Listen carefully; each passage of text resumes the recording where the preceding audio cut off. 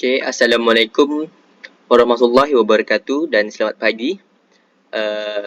Kumpulan kami ingin membentangkan tentang dunia akademik dan jenayah plagiarism bagi tugasan GWCP 1042. Kumpulan kami terbahagi kepada 3 orang iaitu saya, Afiq Haikal Hazimi bin Rafiq, Wahib anak Cendang, dan saya Christian Siam anak Galang. untuk pembentangan aktiviti persembahan kumpulan ini, saya akan membentangkan tentang keutuhan wacana. Wacana merupakan suatu teks atau bahan bacaan yang bermakna bagi pembaca. Senang kata, wacana merupakan unit bahasa yang melebihi had ayat dan yang tersendiri daripada ayat, sejumlah ayat, ceraian, bab buku, cerita, dialog, siri dan sebagainya.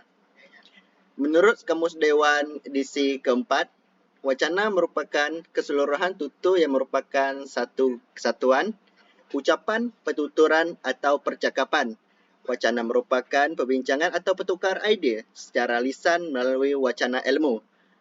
Wacana juga boleh memberi maksud kesatuan fikiran yang utuh sama ada dalam bentuk lisan seperti pidato atau khutbah atau tulisan seperti surat, artikel, novel atau cerpen. Dan menurut Asma Omar pada tahun 2019, wacana merupakan keseluruhan pelahiran bahasa atau penutur atau penulis iaitu sistem bahasa dan unsur-unsur luar daripada sistem bahasa yang menyumbang menjadikan pertuturan atau tulisan berkenaan sebagai suatu yang bermakna dalam komunikasi. Wacana terdiri daripada unit bahasa yang melebihi batas ayat yang memperlihatkan hubungan-hubungan dan perkembangan fikiran yang berurutan seperti ayat, sejumlah ayat, ceraian, perengan, bab, buku, novel, cerpen, cerita, dialog, siri buku cerita dan sebagainya. Terdapat 5 ciri keutuhan wacana. Yang pertama adalah kohesi, kedua koheren, ketiga tujuan, keempat penerima pembaca, kelima maklumat, 6 latar, 7 interteks. Keutuhan wacana adalah susunan yang berurutan yang teratur dalam suatu teks. Terdapat koheren ataupun kesinambungan idea yang menjadikan wacana itu suatu teks yang bermakna atau boleh difahami. Kewujudan tautan ataupun kohesi atau keserasian antara satu unsur linguistik dengan unsur linguistik lain. Terdapat 4 jenis keutuhan iaitu semantik, leksiska, gramatikal dan fonologi. Yang pertama adalah keutuhan semantik. Menurut Farida Nazil pada tahun 2014 telah menyatakan keutuhan semantik sebagai hubungan yang wujud antara bahagian wacana. Ini melibatkan hubungan antara klausa dengan ayat yang terdapat dalam penulisan. Menurut yang kami perolehi, hubungan semantik dapat dibahagikan kepada beberapa iaitu sebab dan akibat, sebab dan hasil, sebab dan tujuan, syarat dan hasil, latar dan kesimpulan, perbandingan, memperkuat isi. Dan yang ketiga adalah kesatuan latar belakang semantik iaitu dapat dibahagikan kepada kesatuan topik, hubungan sosial, kesatuan idea penulis dan jenis media penyampaian. Ini merupakan contoh yang terdapat pada jurnal kami iaitu yang berwarna biru merupakan sebab dan yang berwarna merah jambu merupakan hasil, di mana plagiarism merupakan atau menciplak adalah unsur pemusnah kemurnian dan martabat ilmu pengetahuan. Plagiarism merupakan berlaku apabila seseorang menghasilkan semula atau menciplak ilmiah orang lain sama ada dalam bentuk perkataan-perkataan, idea-idea atau penemuan-penemuan tertentu. Ini dapat ditafsirkan sebagai sebab berlakunya plagiarism. Dan yang berwarna merah jambu adalah kemudiannya hasil yang diciplak itu dipersembahkan sebagai hasil ilmiah dirinya tanpa memberi pengiktirafan atau rujukan yang sepatutnya kepada pemilik asal hasil ilmiah tersebut, yang merupakan hasil orang yang melakukan plagiarism tersebut. Contoh yang kedua adalah yang biru merupakan sebab dan yang berwarna merah jambu merupakan akibat. Dengan contoh, diakui bahawa dengan teknologi di dunia di hujung jari melalui internet pada masa kini, seseorang pelajar mampu menyiapkan kertas kerja atau tesisnya dengan jalan pintas yang cepat. Dengan sumber ilmu yang cukup luas dan pelbagai di atas talian, tugasan akademik yang kelihatan mencabar menjadi cukup mudah, semudah tiru dan tampar, ataupun dengan kata lain copy and paste merupakan sebab. Dan akibatnya adalah namun mengambil bulat-bulat atau sebahagian daripada karya orang lain dan memperakukan bahawa ianya adalah hasil karya sendiri adalah satu perbuatan yang membuktikan kemalasan seseorang yang melampau dan ia sungguh keji. Dan seterusnya adalah keutuhan leksika. Keutuhan leksika melibatkan pertautan antara perkataan atau frasa secara semantik atau makna dalam sesebuah wacana serta melibatkan unsur pengulangan kata seperti yang dinyatakan Farida Nazir pada tahun 2014. Menurut Farida Nazir, keutuhan leksika merujuk pada hubungan antara bahagian wacana iaitu antara perkataan atau leksika dalam wacana tersebut. Beliau telah menyenaraikan 6 jenis hubungan yang membentuk leksika iaitu yang pertama, pembuka dan penutup, iaitu penulisan karya klasik menggunakan alkisah sebagai pembuka dan penutup teks.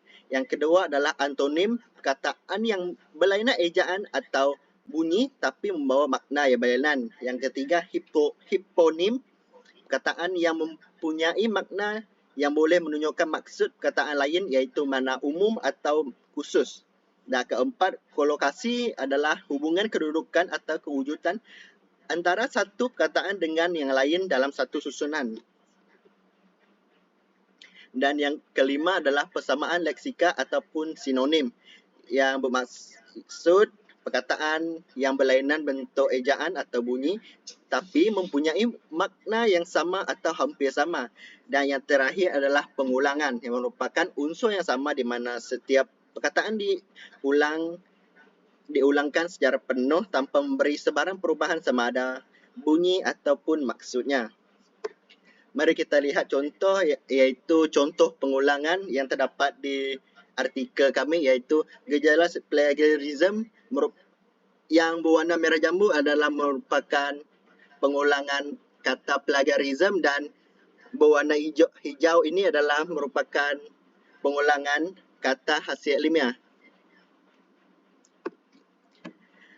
Seterusnya, keutuhan gramatika. Ia mempunyai makna umum iaitu nahuan ataupun tata bahasa.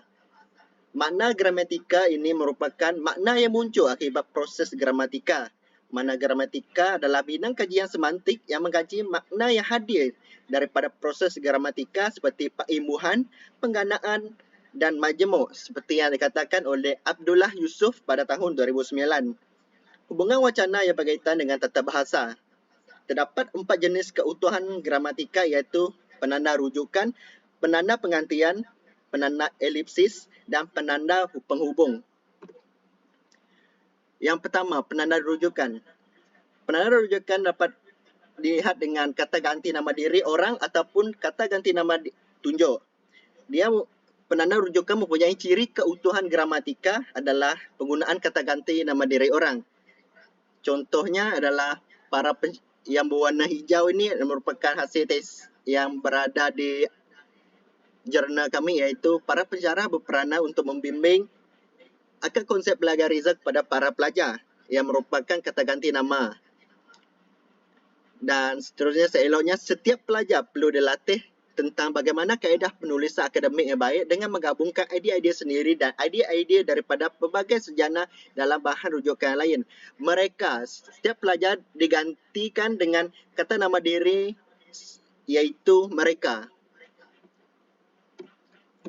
Dan yang kedua adalah penanda penggantian, di mana proses menggantikan unsur bahasa dengan unsur dalam ayat lain.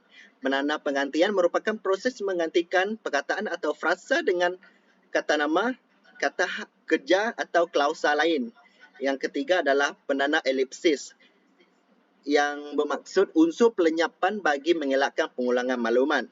Ia digunakan dengan menggugurkan perkataan atau frasa yang telah diketahui oleh pembaca. Yang keempat adalah penanda penghubung, menjalinkan perkataan dengan perkataan lain, frasa dengan frasa lain dan sebagainya. Ia digunakan untuk menyatakan pelbagai jenis hubungan. Sebagai contohnya, bagi penanda penghubung adalah yang jurnal yang pertama adalah pertama, kedua dan ketiga merupakan kata penghubung tempoh di mana ia merupakan satu ayat di mana agar ayat yang ingin disampaikan tidak bercelaruan dengan ayat yang lain. Dan yang kedua adalah penanda penghubung iaitu pengemar idea yang menggunakan ayat majmuk iaitu atau dan seterusnya iaitu penggabungan pengembangan idea iaitu penggunaan kata namun. Yang terakhir adalah keutuhan fonologi. Keutuhan fonologi yang terdapat dalam sesuatu wacana lisan dapat dilihat dari segi hentian suara, nada suara dan intonasi suara menurut Faridah Nazil 2014. Dalam tulisan wacana, alat-alat tersebut adalah tanda baca seperti noktah, koma, tanda soal dan sebagainya.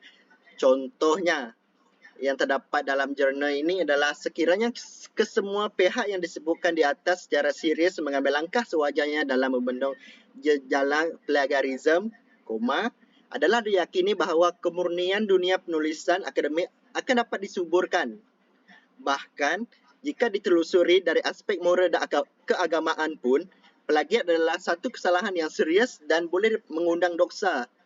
Untuk itu, janganlah kita sewenang-wenangnya memplagiat hak milik orang lain.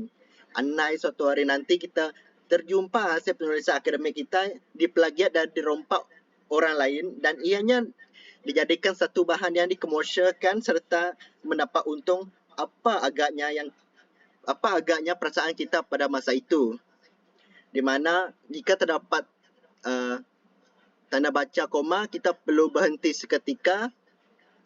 Dan jika terdapat tanda baca noktah, kita perlu berhenti dan meneruskan ayat dengan nada suara yang lain.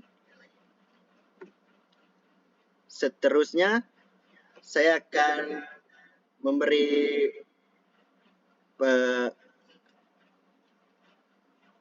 kepada Haritya Siam. Baiklah, terima kasih Wahid dan Sedang. Pada yang dapat kita lihat dekat slide ini, saya akan membentangkan tentang kejelasan penulisan. Sebelum itu, saya akan menerangkan apa itu konsep kejelasan.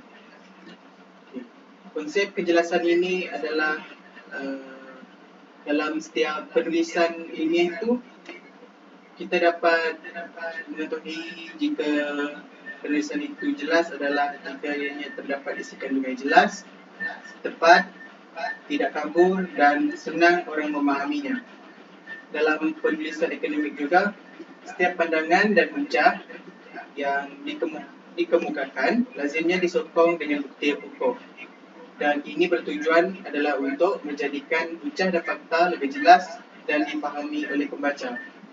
Dalam arti kata lain, kejelasan penulisan ini adalah bermaksud di mana penulis tersebut hendaklah menulis penulisan ini dengan jelas dan tepat agar pembacanya mampu memahami dengan lebih jelas dan tepat.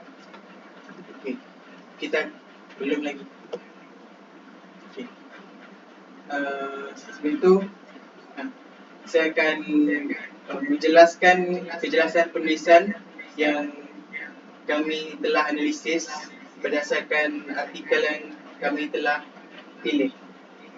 Berdasarkan artikel yang dianalisis, penulis mempunyai koheren dan kohesi yang mantap. Artikel ditulis menggunakan bahasa yang teratur dan tersusun. Penulisan artikel mempunyai penyampaian jelas dan logik. Dan akhirnya penyusunan ayat oleh penulis yang digunakan dalam perenggan mencapai kejelasan dalam penulisan.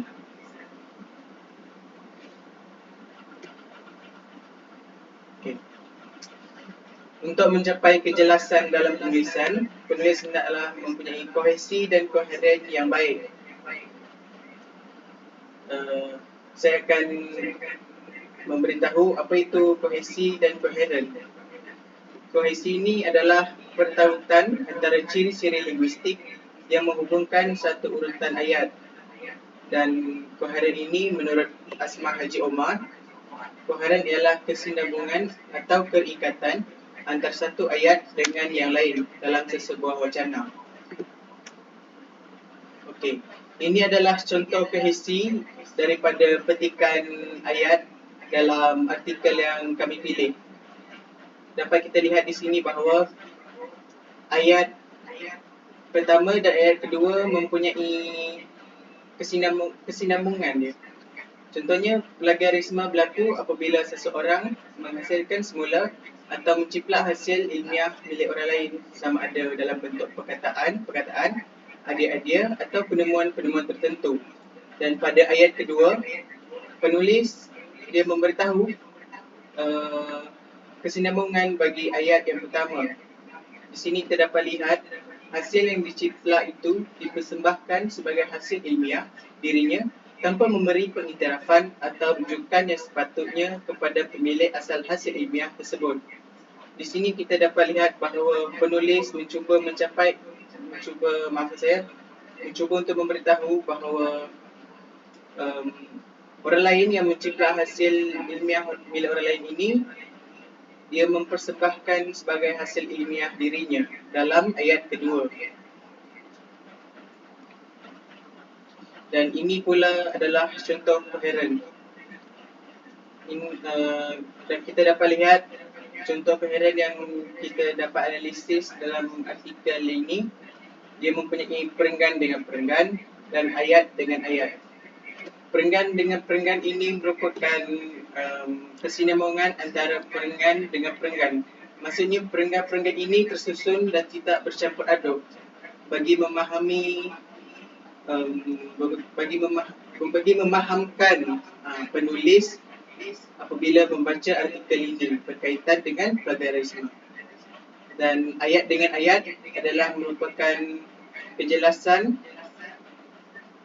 setiap ayat dengan kesinambungannya. Maksudnya ayat yang pertama dia akan berkesinambungan dengan ayat kedua dan ayat ketiga. Contohnya kita dapat lihat di sini penulis menggunakan penanda wacana pertama, kedua dan ketiga untuk menghubungkaitkan setiap idea-idea yang dia ingin sampaikan dalam ayat yang berbeza. Dan saya ingin menyerahkan penjelasan tentang sumber rujukan ini kepada Afiq Zimi. Beralih kepada saya ingin memberitahu tentang sumber rujukan, di mana dalam slide ini terbahagi kepada 4 contoh sumber rujukan yang diambil dalam artikel. Sistem yang digunakan ialah sistem rujukan American Psychological Association, APA, di mana APA telah membuat pengemas kinian ke atas format sitasi dan rujukan dalam edisi ke-7 yang diterbitkan pada Oktober 2019. Dalam konteks penulisan ilmiah, cara menulis sumber rujukan bergantung kepada jenis sumber rujukan yang digunakan. Ismail 2010 menyatakan penulisan sesuatu rujukan adalah berbeza-beza mengikut gaya dari mana sumber tersebut diambil. Dalam konteks penulisan rujukan, pelajar perlu mengetahui gaya dan kaedah menulis rujukan dengan tepat mengikut sumber yang digunakan. Seterusnya, saya akan membentangkan tentang kepentingan rujukan dan bibliografi. Rujukan dan bibliografi adalah antara halaman yang perlu disertakan di dalam sesuatu penyelidikan atau penulisan ilmiah. Rujukan dan bibliografi mempunyai beberapa kepentingan, antaranya yang pertama, senarai rujukan yang dibina akan memberi ruang kepada penyelidik yang berminat untuk membuat pembacaan dan penyelidikan lanjutan. Yang kedua, senarai ini juga adalah untuk memberi penghargaan kepada penulis-penulis lain yang menyumbangkan teori, pendapat dan sebagainya. Yang ketiga pula, rujukan dan bibliografi ini menampakkan senarai sumber yang digunakan adalah berkaitan dengan topik penyelidikan. Yang keempat, senarai ini dapat membuktikan kesahihan sesuatu penyelidikan. Yang terakhir ialah rujukan dan bibliografi adalah alat untuk merekod maklumat yang digunakan dan boleh membantu sekiranya maklumat tambahan diperlukan atau hilang. Penulisan rujukan ini maafkan saya. Penulisan rujukan yang tepat dan betul merupakan satu aspek yang perlu diberi perhatian oleh penulis dalam penghasilan penulisan ilmiah yang berkualiti. Penulisan rujukan menggunakan format APA merupakan satu format yang sering digunakan dalam penulisan di beberapa institusi pendidikan tinggi, sama ada di dalam dan di luar negara. Walaupun terdapat pelbagai format rujukan, biasanya akan mengikut organisasi dan ketetapan yang ditetapkan dalam format penulisan bagi sesuatu penerbitan. Oleh itu, pelajar seharusnya dapat memahami, mengetahui dan membezakan cara dan bentuk rujukan yang ditulis berdasarkan sumber yang diperoleh. Itu sahaja daripada saya. Okey ke tadi? Ini masalah lagi. Semoga tak ada masalah lagi.